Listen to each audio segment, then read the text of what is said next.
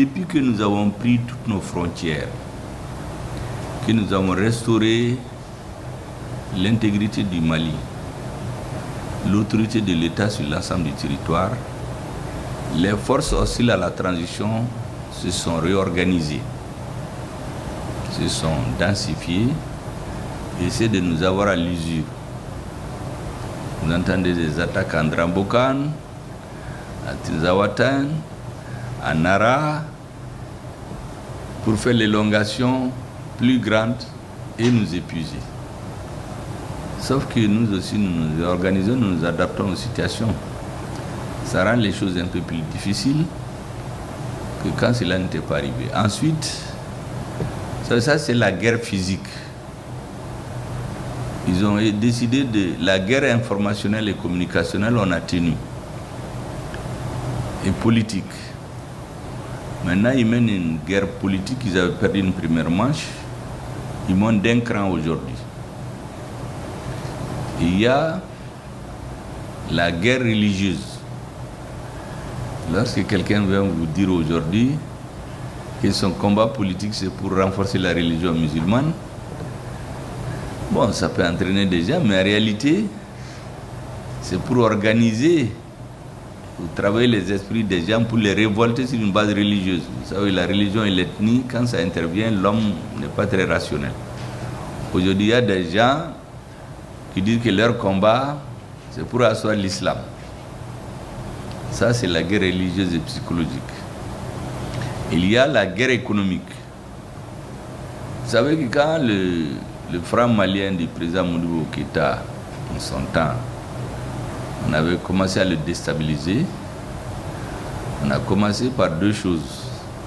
D'abord, la principale source d'exportation en ce temps, c'était l'élevage. Il y a un pays voisin qui prenait presque les 75 à 80% du bétail malien. Du jour au lendemain, il dit non, il va acheter la viande au Brésil. Pas de devise. Donc le pouvoir était obligé de se réorganiser pour vendre les produits agricoles.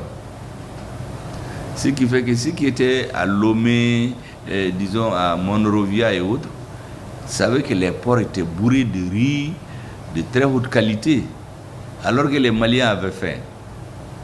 Les gens faisaient l'accueil ici depuis 4 heures pour trouver à manger. Les gens qui n'ont pas à manger, il n'y a pas eu de sécheresse. Ils finissent par se contenter contre le régime. Donc toutes les techniques ont été utilisées pour que les gens ne soient pas satisfaits du régime. Les paysans étaient maltraités, on rapportait les récoltes, parce que l'État était obligé de vendre des céréales à l'extérieur pour avoir des devises. Ce qui fait que le paysanat a rompu avec le régime. Les opérateurs économiques, la même chose. Donc aujourd'hui, il y a toute une technique qui est organisée pour des ONG, pour créer des parcs d'élevage dans certains pays, pour que l'élevage ne vienne plus du Mali, mais qu'il devienne des pays où on élève tout. Pourquoi on n'achète pas les bétails maliens? On attire des éleveurs qui font la transhumance là où les animaux peuvent brouter, donc on leur crée des espaces spéciaux dans certains pays. Ça, c'est la guerre économique. Plus la guerre financière, vous savez, auprès des différents partenaires, on pose des conditions. Tout ça, c'est fait pour nous affaiblir. Et donc, nous sommes obligés de nous réorganiser, nous aussi, pour nous adapter à la nouvelle situation. Ce qui fait qu'il y a beaucoup de choses qu'on faisait avant, qu'on ne fait plus aujourd'hui. Je passe mon temps à expliquer au personnel qu'ici à la primature, on ne peut pas acheter de nouveaux engins. À des conseillers, à d'autres se fâchent, ils disent que c'est le Premier ministre, ils vont en parler partout. On ne peut pas payer certains montants à des personnes, il y en a qui se fâchent, Premier ministre descendra à TC. Tout ça, c'est des techniques qu'on comprend très bien. Ou bien, à Bolo te fouille là, soldat est fait un bête, pourquoi critiquer soldat là? Vous savez qu'il y a un président qui est tombé maintenant. Il y a 2 ans, il m'a vu dans un pays africain, avec son ministre des Affaires étrangères. Ils ont fait 2 heures pour me convaincre qu'un homme politique comme moi, ce n'est pas valorisant que de suivre des militaires. Je vais me griller pour rien. Vraiment, c'est un homme politique qui a son avenir, il faut laisser les militaires. Sauf que quand je suis sorti, j'ai dit à mes collègues, vous savez, c'est la même chose qu'ils vont dire aux militaires aussi. Cet homme politique-là, il n'a rien, il n'a pas de base, il n'est pas aimé, il s'accroche à vous. Parce que la technique, c'était de diviser au sommet de l'État. Parce que tous les pouvoirs politiques, là, pour les faire tomber, là, c'est pas compliqué. Historiquement, on n'invente rien. On divise au sommet ou on les coupe de la base. C'est ça l'histoire de tous les pouvoirs politiques. Karl Marx dit que celui qui ne connaît pas l'histoire est appelé à la répéter. Donc tous les régimes, c'est la même technique. Au début, ils ont tenté pendant 1 an de nous opposer. Ou des prémices clivantes. Il ne veut pas rassembler les Maliens. Mais quelqu'un qui s'assoit, il regarde, on tue des centaines de Maliens. Lui, il pense à sa poche. Il n'a pas de ce qu'il fait. Tous les Maliens, mais bon, mais on prend ça, on le présente, il ne peut pas rassembler les Maliens, mais à des périodes historiques, je viens d'expliquer aux uns aux autres. Il n'y a pas le consensus là, c'est quand tout va bien. Quand il y a des périodes historiques, c'est les forces progressistes qui tirent la machine. Celui qui ne veut pas suivre là, tu vas contre eux là, tu as beau crier là, en fait c'est pour nous ramener en arrière. Quelqu'un qui accepte qu'on tue des centaines de militaires pendant que lui voyage, il détourne l'argent. On ne peut même pas acheter des simples lunettes à vision nocturne. On ne peut pas acheter des avions de transport. Et lui, il se plaît dans ça. Moi, je ne peux pas m'entendre avec lui. Donc, s'il prend des journaux, il passe pour dire que le premier c'est clivant, on ne peut pas se réunir avec lui. Mais ça, c'est son problème. Moi, je ne peux pas me réunir avec lui. Sauf s'il accepte les conditions des forces progressistes au Mali. Mais il ne peut pas vouloir nous amener en arrière et dire qu'il faut qu'on fasse le consensus. Ça, c'est très important parce qu'il y a ce discours ambiant qui a commencé par être porté par le ministre des Affaires étrangères d'un pays que vous connaissez. Le premier, c'est un homme clivant, partisan de la dictature. Les hommes politiques ont repris le relais. Heureusement que le peuple malien fait beaucoup de discernement. Il sait à quoi s'en tenir. Parce que le Mali, là, c'est pour tout le monde, quelle que soit votre orientation politique.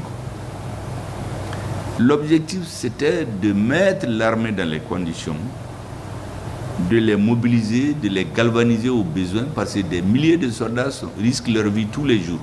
Pendant que nous, on parle d'élections ici, de confort, il y a des gens qui risquent leur vie tous les jours. Ils sont dans le désert. S'il y a 3 ans, vous avez dit à des Maliens qu'on va prendre Kidal, il n'y en a pas beaucoup qui allaient croire.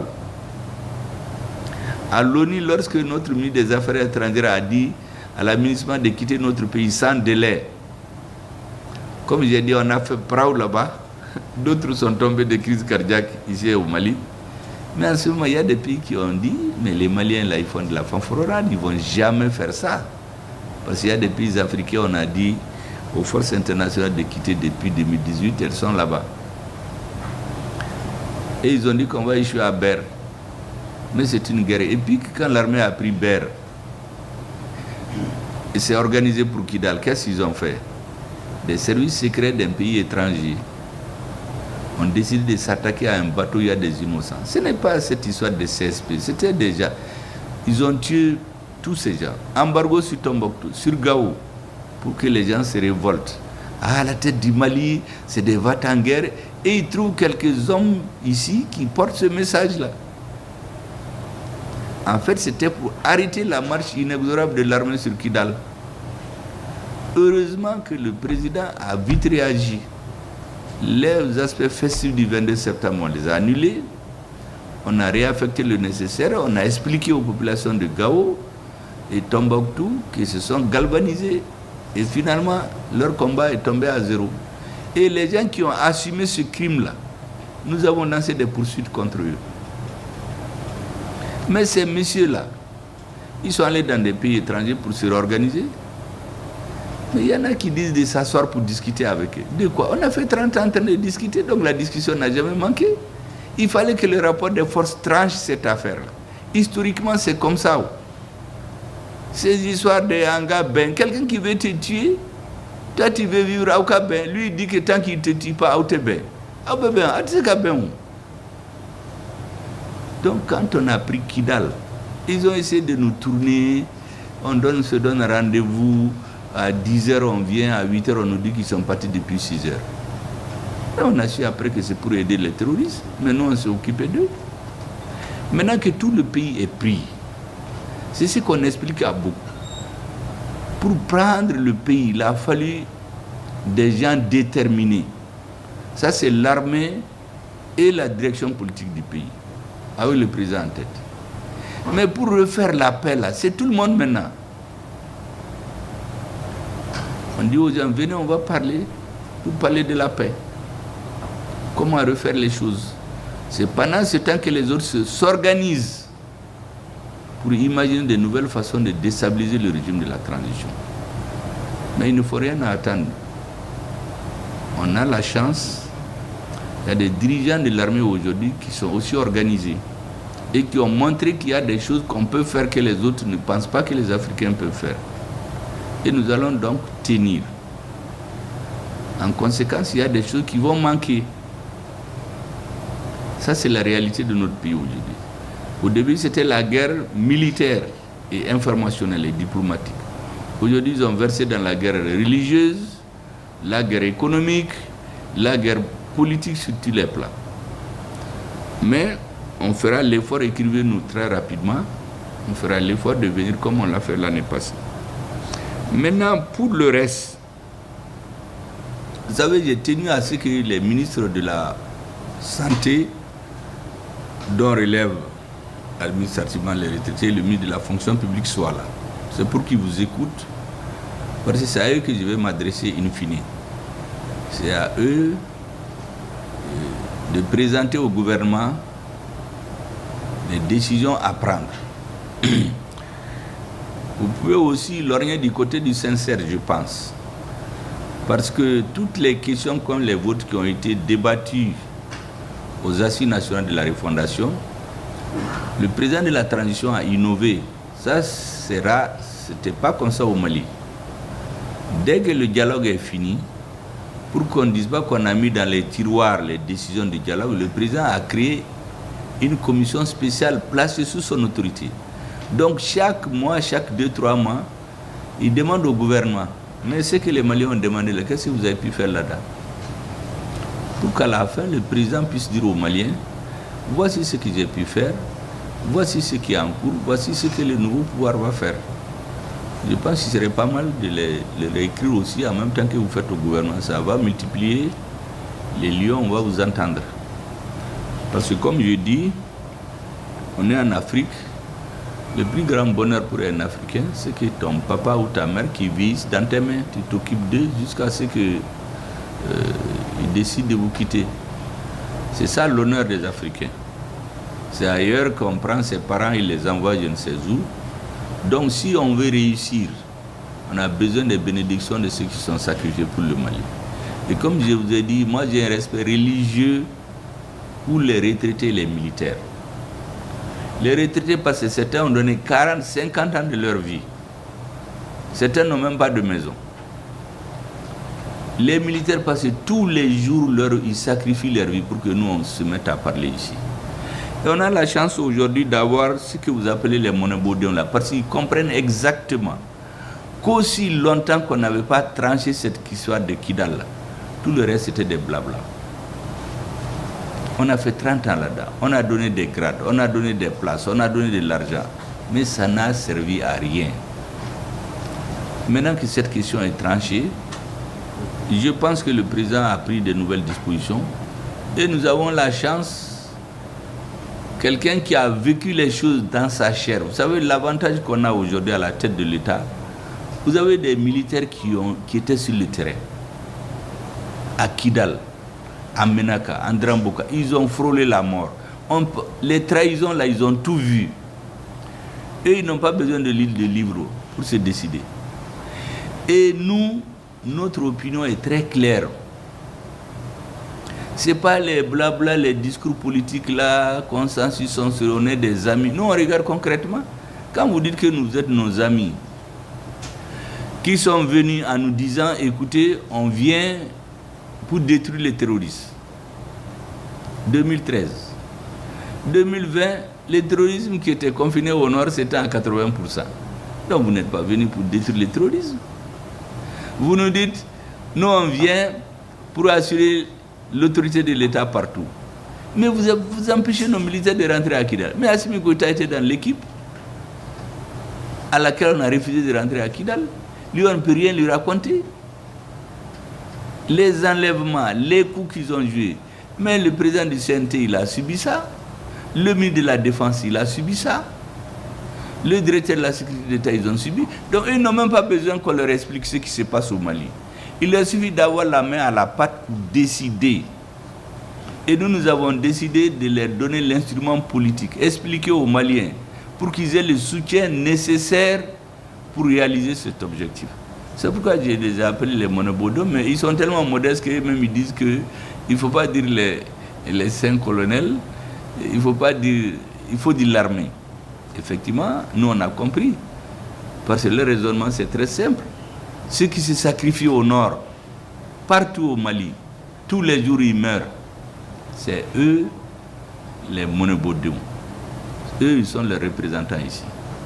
Donc, ayant cette situation, je pense que nous allons gagner. Parce que comme je dis, notre guerre, là, nous allons, je le dis aux militaires souvent pour qu'ils l'entendent, ils peuvent perdre des batailles. Mais la guerre, ils vont la gagner. Le Mali peut perdre des batailles, mais le Mali va gagner la guerre. Parce que notre guerre est juste. On n'est contre personne. On veut simplement qu'on nous laisse nous développer normalement. Mais ce qui se faisait avant là, nous, on ne va plus l'accepter. Même si un dirigeant se met dans cette voie-là, les Maliens vont l'enlever. Dites de quitter. Donc vraiment, je voudrais vous saluer, vous dire de nous faire beaucoup de bénédictions, de faire beaucoup de bénédictions pour nos militaires, pour les hommes de rang, pour les hommes de troupes, pour le président et ses compagnons. Parce que les nations, je vous l'assure, nous, on nous a cultivés dans le manque de considération pour l'armée. Ce sont des histoires. Toutes les grandes nations que vous voyez là, on les respecte à partir de leur force militaire. L'économie, c'est normal, mais il faut pouvoir défendre son indépendance, sa souveraineté. C'est ce que nous avons retrouvé grâce à des hommes que nous avons.